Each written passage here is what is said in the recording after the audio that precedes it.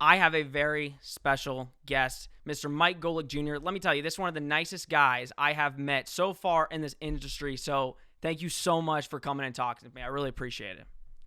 Hey, listen, smart move. I am not immune to flattery, so buttering me up on the way in is the absolute right way to do this. You're learning already. That was the goal. That was the goal. I had it in my notes.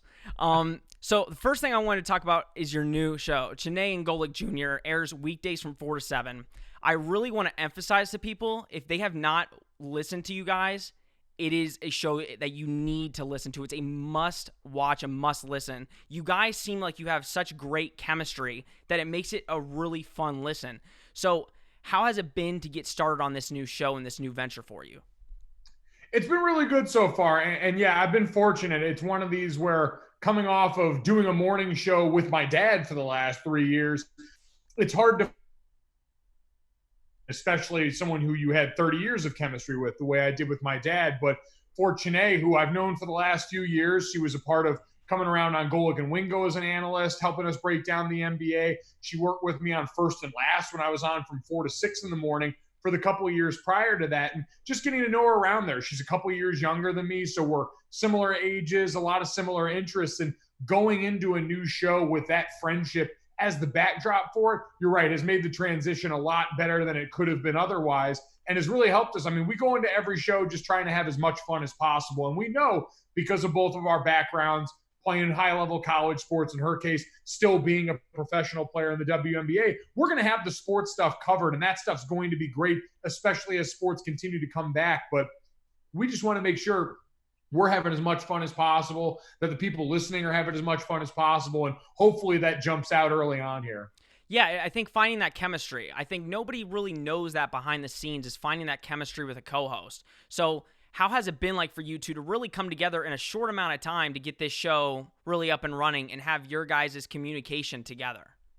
Yeah, I have to give a shout out to our staff on that too. And we have a lot of people that came over from the morning show that I've been working on. So a young staff, a lot of people that I know really well and that have helped make that work, because Chanae's doing her leg of the show from Los Angeles. We're spread apart, and because of quarantine, we can't get out and do shows together, even in the early going, like we'd want to at this point. And so it's been a lot of over communicating that we have to do behind the scenes with our staff, with the producers, everyone involved on the technical side of things, with the television portion of it. And so it like all things that tend to happen in this industry, it really does take a village to make sure that we get on air and that we're able to do the easy parts. You know, we have so many people that do that heavy lifting, so that when we get on air, it can just be a conversation. As long as we keep it like that and make sure that just having that natural conversation between two friends that happen to have cool backgrounds in sports, the rest of it will take care of itself. And so that part's been really good in the beginning, because we have a lot of people working really hard on it. Now, like you say, you were on Golic and Wingo, it was a kind of unique situation. I was trying to think about situations that were similar to it, where you have a guy that's been doing this for 20 plus years at a network, and then his son goes on the same show, and now his son kind of takes over. So I really want to get a feel for how you feel during this time, especially now kind of going out on your own and doing your own thing, and how you switch that mindset from now your dad not being and doing radio anymore. Yeah, I think I'm still kind of working on that, if I'm being honest, right? Like all the things that I'm going through now, I'm as prepared as I am for them because of my dad, because not only working with him for the past 3 years and everything I gleaned in that process, but watching for the 20 years prior to that. I mean, dad was part of one of the biggest morning radio shows, probably the biggest morning sports talk radio show in the history of the medium. And so watching the way that he not only went about his business every day and all those little habits, but also being someone that was the leader of that show unit, a leader and a face of ESPN, and all the ways that he handled that on the biggest stage. Now, as I just get ready to try and, in my own space here, just have to help lead a show unit with Chene for the first time and with our staff, I think seeing the way that he moved and navigated all of those situations in the past is just as helpful at this point. And so I get to do and feel as comfortable as I do now going through this process for the first time, because I got to see so many of those reps and get those mental reps watching the way dad went about it for so many years.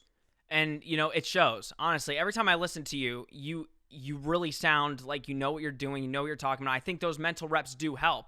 especially with people I listen to constantly, listening to you, listening to a guy that I work for. It's very natural when you listen to somebody for so long to pick up those mental cues about how you're talking and how you react to those situations. I want to talk about the viral video that, happened a couple months ago, your dad's last show on Golic and Wingo. And honestly, man, I got teary-eyed. I got emotional watching you speak. It was very unique and very fun and to watch, emotions actually come out. Because I think on those shows, you talk about sports all the time, but you don't really talk about the person's actual personal life, getting brought into it. So you said you were getting really emotional. You said, I'm my mother's son, and I can relate to that. I don't think a lot of people talk about your mother that much. Every time when they talk to you, they talk about your dad. So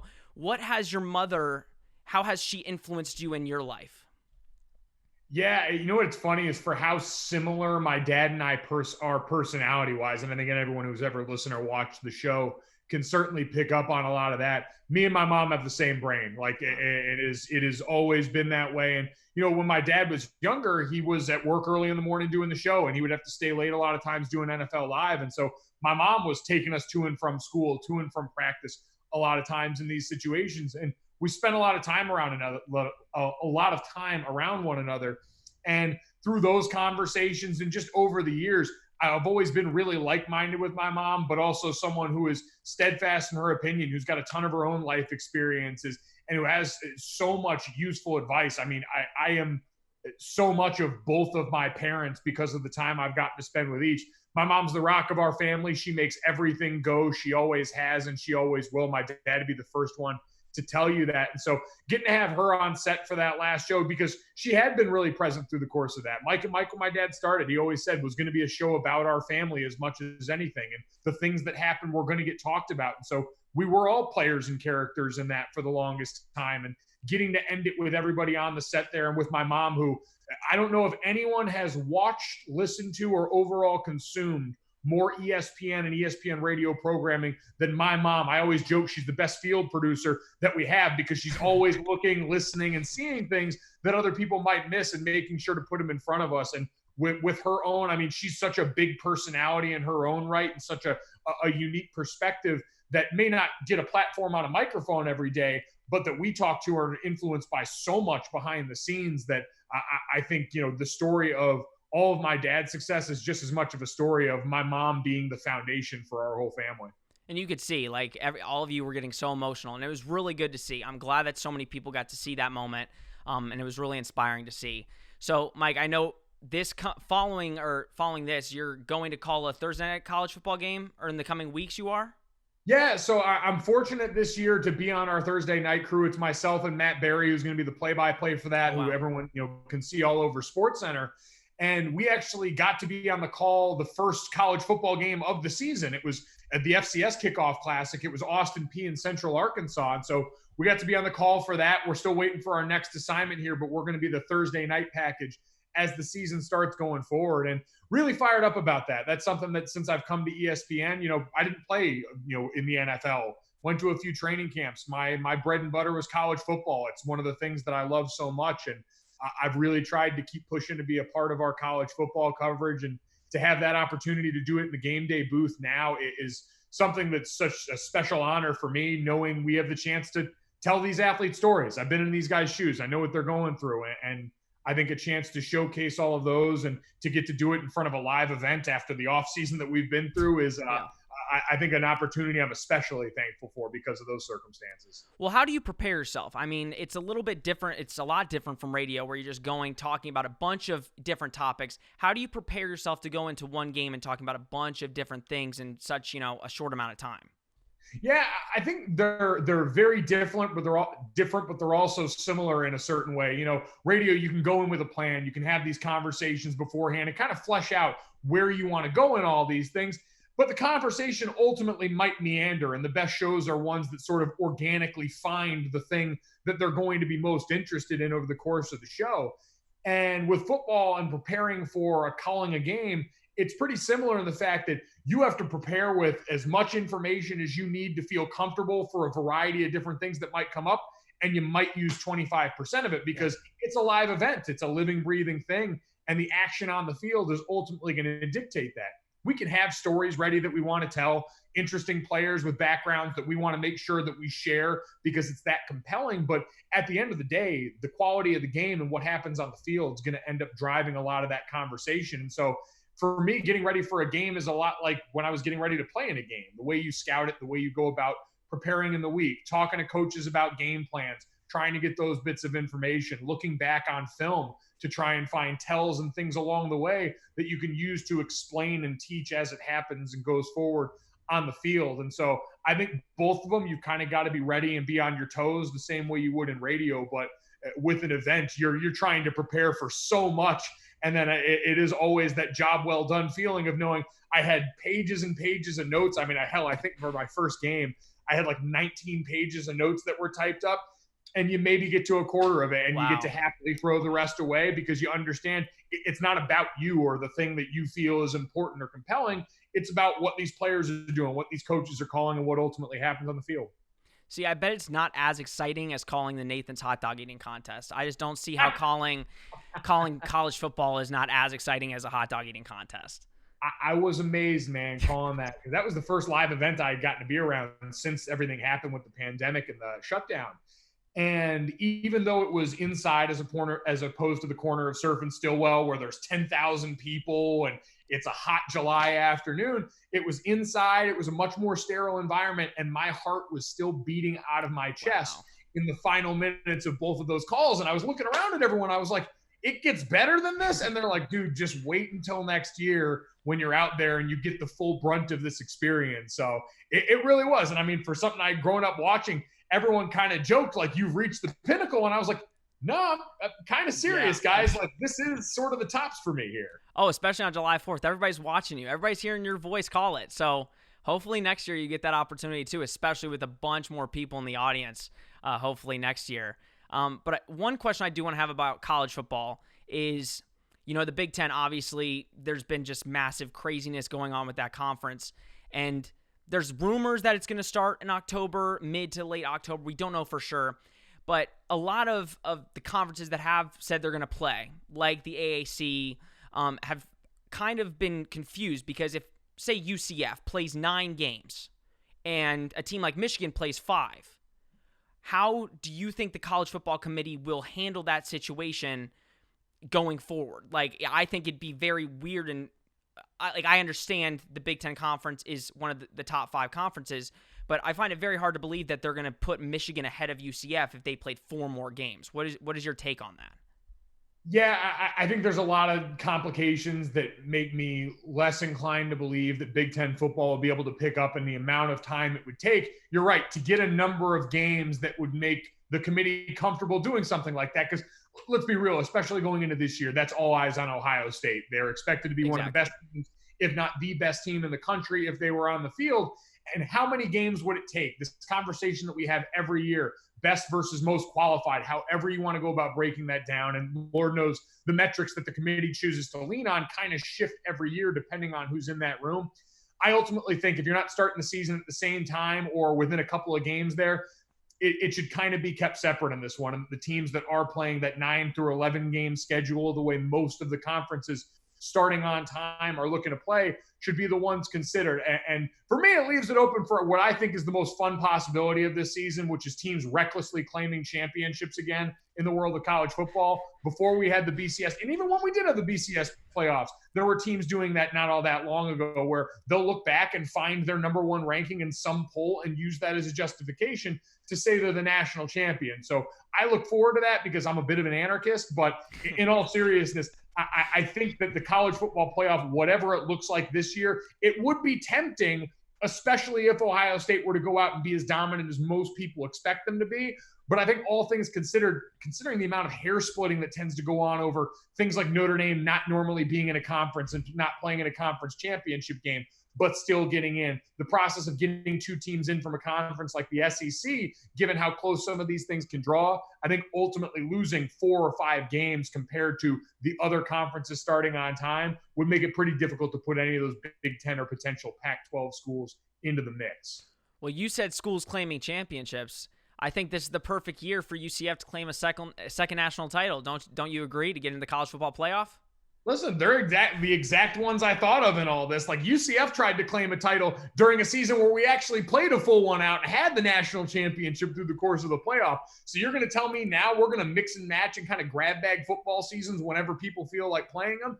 That to me smells like what I said exactly when March Madness shut down this year too, which is if you were a team within shouting distance of a number one ranking, go ahead and raise the banner, because who's going to stop you? It's like when I try and revisit games that never got played back in the day. We played Alabama in the national championship. Had Kansas State just beaten Baylor in a game they should have won, we'd have played them, and I firmly believe we'd have won. And I get to talk about how badly I think we would have beaten Kansas State all the time, because that game's never going to get played. It is the easiest game to brag on, so I encourage more people to do it. Yeah, it's easy to talk about. It is. Hopefully we see that. Like, I would love to see a team that usually doesn't make that top four have a run at it. But moving from college football to the NFL, I just want to ask a couple predictions, couple quick questions to get your take on it with the NFL starting this week.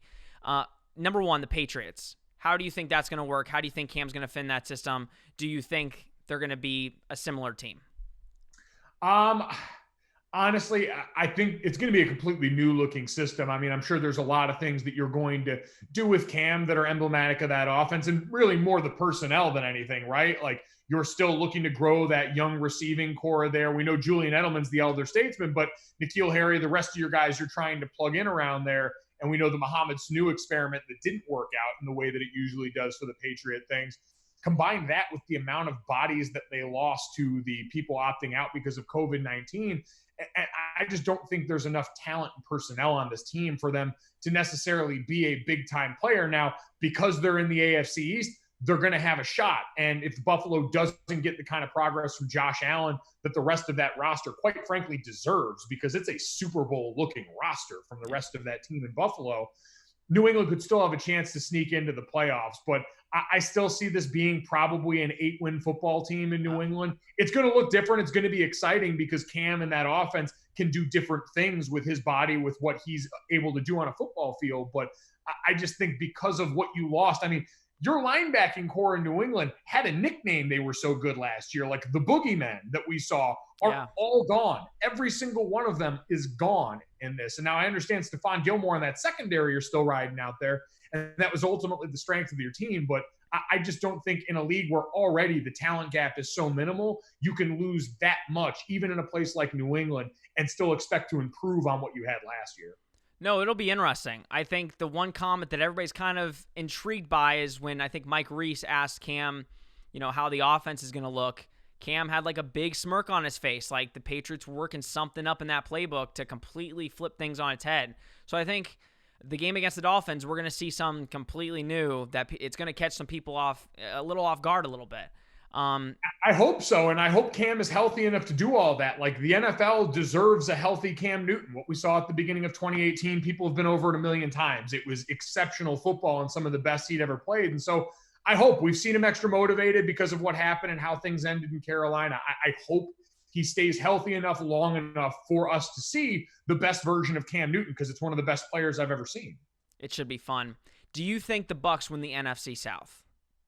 No, I think they make the playoffs, but I ultimately think the Saints bring back too much to lose the South at this point. Like, we there's a lot of sexy signings that come out here. Gronk coming out of retirement, Leonard Fournette getting attached to that side. Everyone knows what Todd Bowles was able to do with that defense last year. The New Orleans Saints are still, I think on paper, the more talented team overall, a team that is rock solid up front on both sides of the ball, certainly did nothing to really diminish that this offseason. They had the benefit of being able to build on strengths. They added a big-time third down helper in Emmanuel Sanders from San Francisco that, if he can stay healthy, takes a passing game that basically was throwing the ball to one dude and still balling in the NFL, and all of a sudden elevates it. I just think, especially in this year, weird offseason, not a lot of time under task on the field together, the Saints and the benefit of all that experience and continuity give them just enough of an edge. And that's all you need right now in today's NFL, is just enough of an edge for them. But I think especially expanded playoffs, Tampa Bay is going to be in the playoffs. Tampa Bay is going to be a factor. And then once you get there, you've got, the greatest quarterback of all time, who has been through plenty of those situations. And in the last few years has done it with a lot less talent than he's got on the field right now. At least people admit he's the GOAT. A couple of years ago, people couldn't even admit that. So at least that's a thing. Hey, man, let Bill Belichick win 2 games with Cam Newton and Tampa Bay go 1-1 in that same time period, and watch all those takes start to come back out. Oh, that's gonna be fun. Don't worry, you'll be talking about it on your show. Just you wait. That's gonna be a good talking point. You know it. What's a dark horse team that you think might make the playoffs this year? Again, a crazy year, so anything can happen. But who do you think is like a dark horse team? Yeah, and I don't think I'm first to market on this by any means, but I think we've had enough take cycles go through this offseason where people maybe forgot. Like, the Arizona Cardinals are going to be fascinating this year because you need a lot of improvement from your offensive line to protect Kyler Murray in the ways that your young quarterback needs to grow. But I thought you built this team in the right way to begin with, meaning when you brought Cliff Kingsbury in, and a lot of people weren't too bullish on that hire because of his tenure at Texas Tech, you at least afforded him the opportunity, what so many people mess up, get your timeline with quarterback and coach right. You had just taken Josh Rosen in the first round the year before, but if you thought Kyler was going to be good enough to warrant fitting in Cliff Kingsbury's offense and being enough to go back-to-back #1 picks with a quarterback, they went ahead and did it. They did that. They somehow were the beneficiary of one of the strangest moves I've ever seen in letting DeAndre Hopkins find his way over there to a receiving core that already had Christian Kirk, who was starting to come along, and we know the aging future Hall of Famer and Larry Fitzgerald. Now on the defensive side of the ball, you just paid Budda Baker a ton of money in a secondary that's largely Washington-based former Huskies, and added Isaiah Simmons to that, who, I understand Chase Young was the best defensive player, but Isaiah Simmons, the most versatile, a guy that did so much in Brent Venables' defense there. Combine that with Chandler Jones, who just year after year continues to produce and is the most underrated defensive player in the NFL, so much that we're probably properly rating him now. I just think all of the things that are starting to meld there in a year where you're going to have an extra team making the playoffs on both sides makes them a really interesting look. Like, all of the trends for Kyler Murray and going into the second year, getting an added weapon like that, I think help the development in ways that will be interesting to see. Now, the outlier in this is they play in the absolute biggest Thunderdome division in football in the NFC West this year, where you're staring up against the team that represented the NFC in the Super Bowl and the 49ers, and a team that's got Russell Wilson at quarterback, who's going to will them to victory despite how much Brian Schottenheimer wants to run the ball on first down. So I think the Cardinals are interesting. I expect them to make the playoffs. The Rams are also in that division. A lot of people think a bounce back year for Sean McVay is coming, and it's probably bad to count out a team that's got Aaron Donald and Jalen Ramsey as its defensive foundation. But if I'm going to go wild on anyone, it'll probably be the Cardinals. So you mentioned Arizona. So between DeAndre Hopkins and Larry Fitzgerald, who's Scottie Pippen between them two? Man, listen, at this point, if you're lining up on a field with DeAndre Hopkins, you're probably Pippen on this one. That's what I feel like, right? That's what I feel like the common answer is going to be this season. DeAndre Hopkins has been one of the best, if not the best receiver in football, and he was doing it when he was getting like the round robin of quarterbacks that used to go through in Houston before he had the steady arm of Deshaun Watson. So that guy deserves some consistency and quality at quarterback, and he's going to get it again like he had with Deshaun the last few years. Yeah, there's no question that offense is going to be a killer. Last question. I know it's early, but I want to be able to talk to you in the future once, a bunch of games have been played. Who's your Super Bowl prediction right now? Obviously, I know it's really early, but who are two teams that you think could easily be in the Super Bowl come February? Man, how am I supposed to pick against Kansas City? You can't bring back that many starters on a year where we've got a shortened off season with the best quarterback in football, maybe the best player in North American sports in Patrick Mahomes right now. There's just too much there for these guys. And don't get me wrong, there are a couple things I'm interested to see how the offensive line can continue to protect him. Duvernay Tardif, I was one of the COVID opt-outs there, the doctor they have playing right guard for them. But I would say the Chiefs on that side. And on the NFC side, it's so tough because I've been burned by the Saints so many times in the last few years, and you can't pick them in the playoffs, man. And you know what? It's right to look at Drew Brees and say, can his arm hold up as we get later into the season, into the postseason, in some of those key spots? I'm hopeful that Emmanuel Sanders and that hole he can fill on third down production in the playoffs is something that can get them to that point, because, man, they've been working for it. But I would be, if I had to bet an uncomfortable amount of money right now, just based on all the factors this offseason, that's still probably the group I'm going with. Defensively, 49ers are probably going to regress to the mean, some in there, even though they did a good job reloading in the draft with guys. Again, Russell Wilson, you can't count out in that same division. Like there are other ways that you can look at this, but ultimately, if I had to bet right now, it'd probably be Chiefs Saints. Well, if the Saints don't free up some cap space, this is the only year that they're going to have a shot for a long while. So hopefully that comes true for them. Mike, thank you so much for coming on. I hope I can talk to you in the future once everything goes kind of back to normal. And thank you for coming on Almost Game Day, man. I really appreciate it. Thanks for having me, Sean, and I'll absolutely come back on provided enough of my takes prove correct by that time so I can gloat. I don't think the Super Bowl prediction is right, but, that's fine. You can still come back. Appreciate it, man.